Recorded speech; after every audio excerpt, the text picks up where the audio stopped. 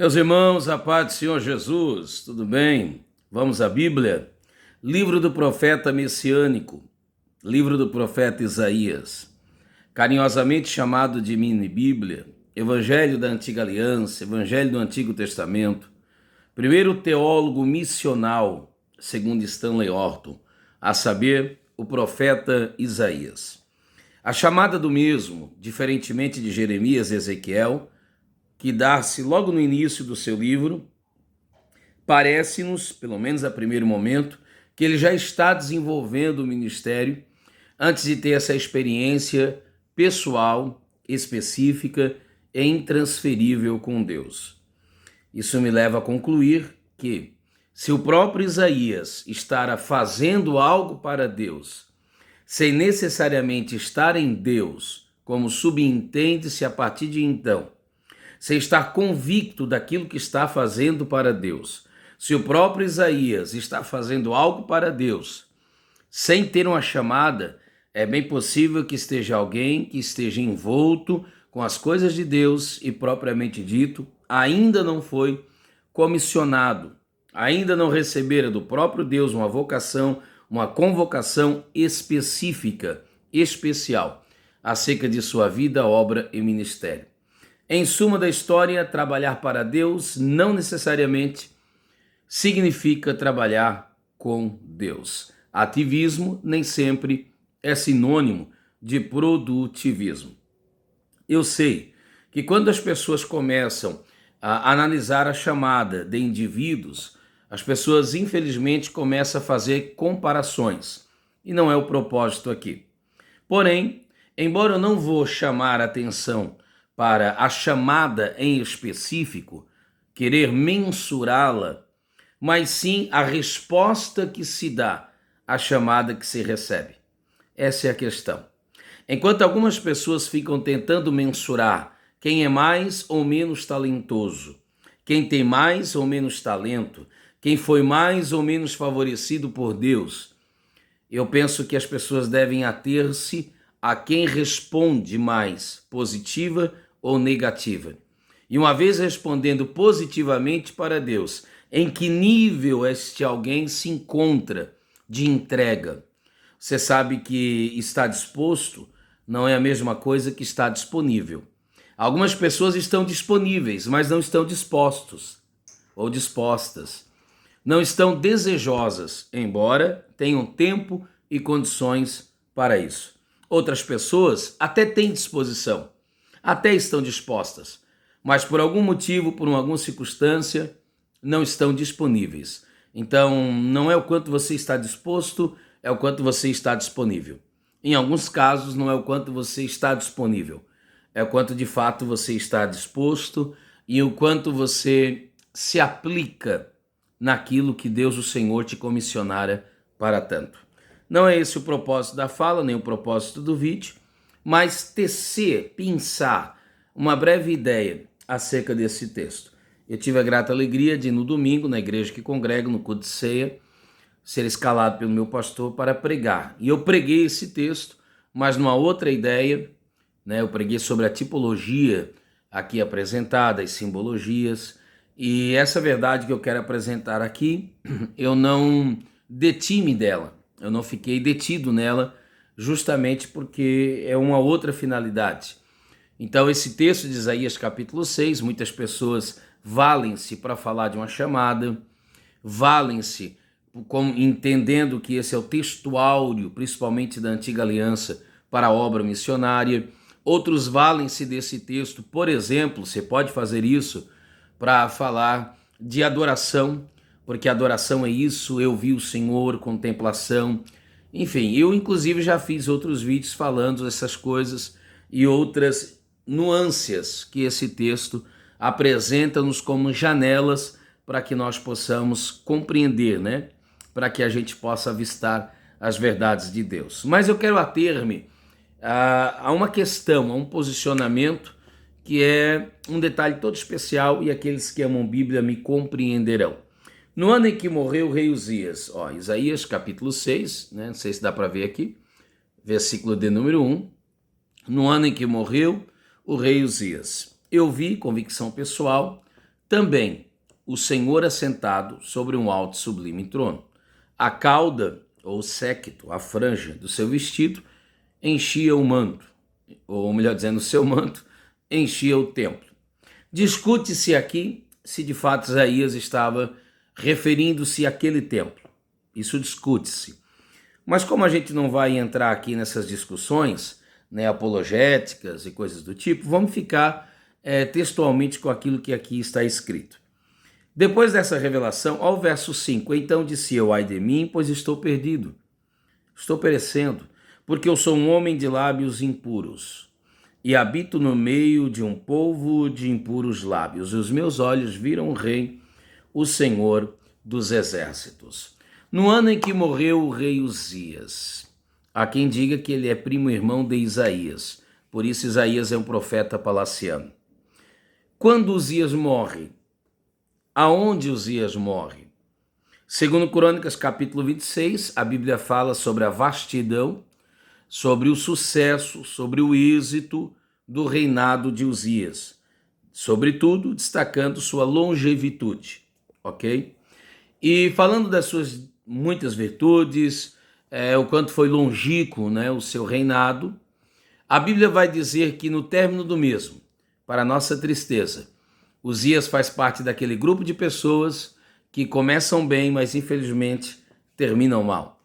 Esse Uzias faz o que não lhe é compatível a fazer. É mais ou menos assim, Deus já me abençoou tanto, Deus já me engrandeceu tanto, que parece que tudo que Deus me deu tornou-se pouco. Eu estou minimizando as benesses de Deus. Não faça isso, né? Porque senão de uma maneira leviana você vai tratar com aquilo que você precisa necessariamente considerar, porque de fato é de suma e de grande importância e responsabilidade. Também Uzias é como se ele estivesse dizendo com isso: se Deus me confiou um reino, e um reino tão próspero, se Deus me abençoou como Deus o abençoou, então eu não tenho limites, porque afinal de contas eu sou o grande rei Uzias. Bobagem de sua parte, que desde a sua adolescência aos 16 anos de idade está servindo ao Senhor, Deus o abençoa, mas agora ele cai na besteira de fazer algo que não lhe é compatível. Então, no mesmo templo que a lepra salta-lhe a testa, no mesmo templo que ele recebe a sentença de morte, é no mesmo templo que Deus se apresenta a Isaías. Deus está rompendo com Uzias e Deus está nesse mesmo ano atando com Isaías. Olha quanto a Bíblia faz essa ligação, esse paralelismo, né? E a Bíblia é maravilhosa, ela vai concatenando as ideias, tangivelmente ela vai harmonizando. Então você começa a compreender os contextos, as visões panorâmicas e compreendendo o que de fato a imagem e a mensagem central deve ser absorvida, exaurida e compreendida. Agora vamos lá. Nesse mesmo templo em que Isaías vê o Senhor, Uzias vê a lepra saltando frente ao seu rosto, as pessoas o vejam, ele faz o que indevidamente não lhe é compatível, ele é rei, não é sacerdote, ele não deveria queimar incenso, ele é judeu, ele não é levita, enfim, ele faz coisas inconvenientes e incompatíveis à sua pessoa, à sua chamada e ao seu ofício. Se você ler, por exemplo, 1 Samuel, capítulo de número 15, você vai encontrar um outro rei que fez da mesma forma, a saber, o rei Saul. Por isso Deus disse a Samuel: até quando terás dó de Saul, tendo eu o rejeitado para reinar? Cabe lembrar, ele não foi rejeitado para a salvação, foi rejeitado para dar continuidade ao seu reinado. Então o que Deus estava dizendo é o seguinte: você pode servir-me, apesar de não estar vinculado a um cargo.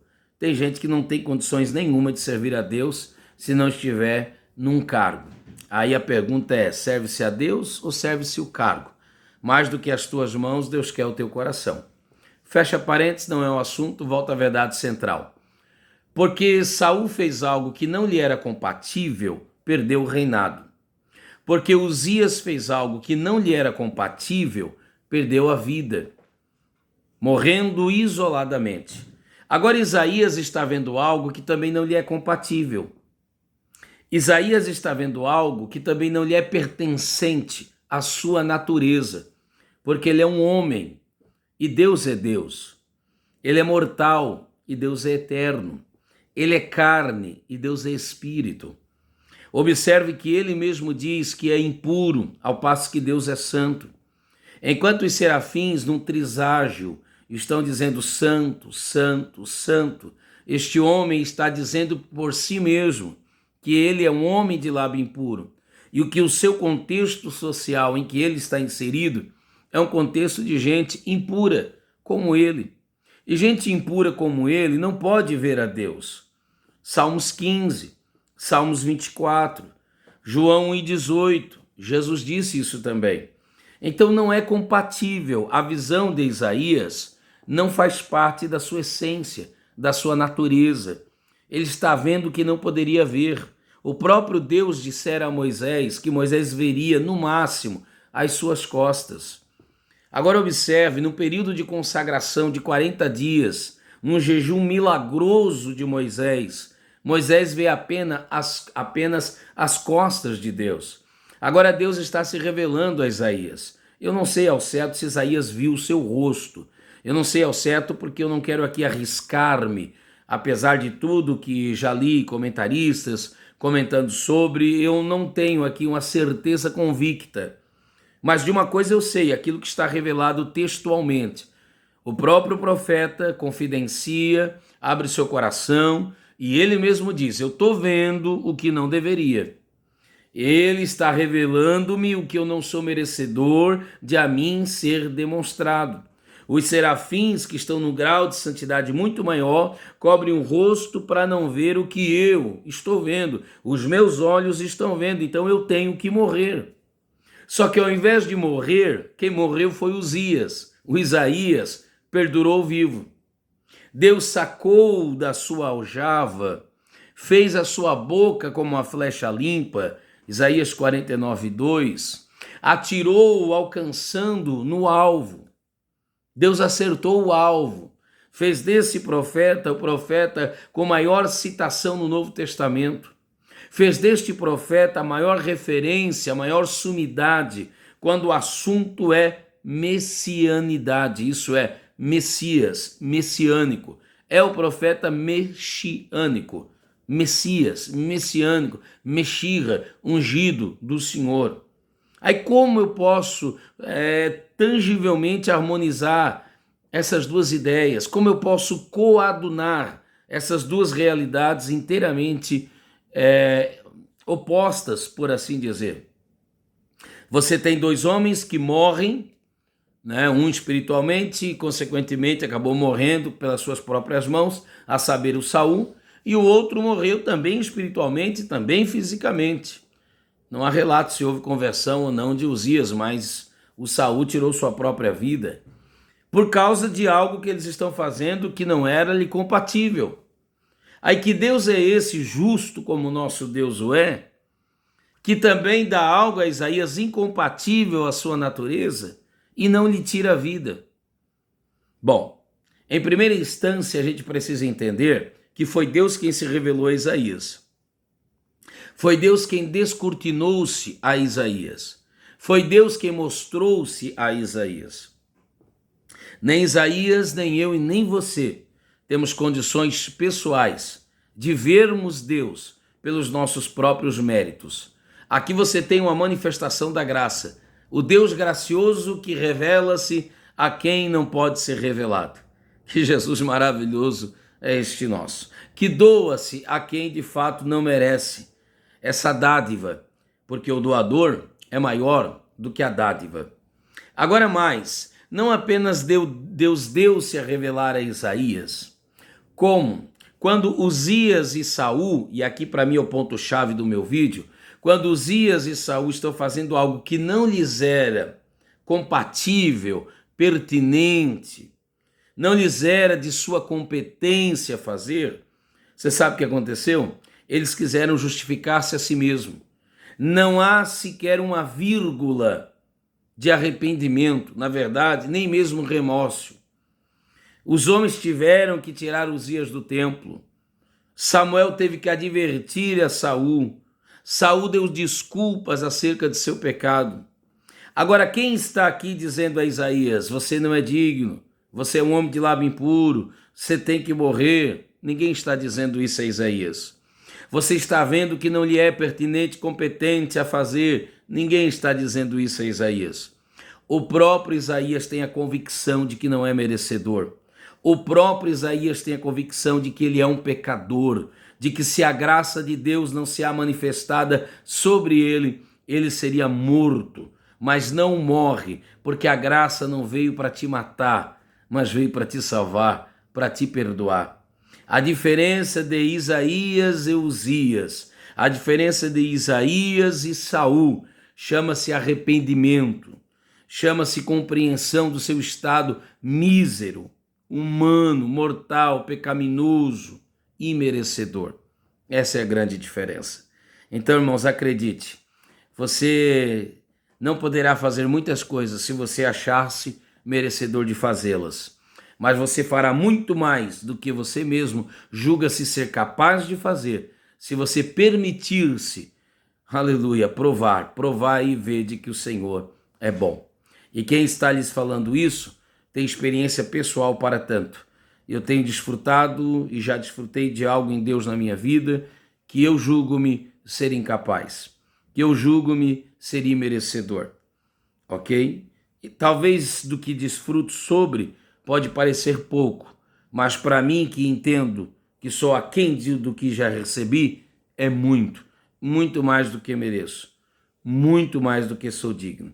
Mas aprove ao bom Deus, graciosamente, revelar-se, dadivar-nos pelo seu incompreensível. Essa é a grande verdade. Pelo seu imensurável. E daí vai colocando seus adjetivos. Inenarrável, invocabulável, pelo seu amor eterno, enfim, pelo seu amor infinito. Ele é tão grande que não pode diminuir. Ele é tão grande que não pode aumentar-se porque já é infinito. Não há espaço para mais. Então, em nome de Jesus, adiante da honra vai a humildade. Quem reconhece que não merece, por Deus em Cristo Jesus, lhe é dado além do seu merecer. Isso é graça. Isso não é meritocracia. Que Deus te abençoe, em nome de Jesus. Faça mais em Deus, reconhecendo que o que você faz por Ele e o que Ele fez em você e através de você é muito mais do que você merece. Acredite, é muito mais do que você merece. Quem sabe o teu valor, né, não te coloca preço. E eu sei de uma coisa, você tem muito valor, sem dúvidas. Mas eu tenho certeza de uma coisa, teu Deus não é aquele que diminui o teu valor. Teu Deus não é aquele que fica barganhando, a fim de ficar desdenhando e desmerecendo-te. Teu Deus não faz isso, não. Acredite, você sempre será devedor. Teu Deus te fez muito mais, teu Deus te deu muito mais do que você merece. E isso vale a mim também. Deus nos abençoe, Deus nos ajude em Cristo Jesus. Amém.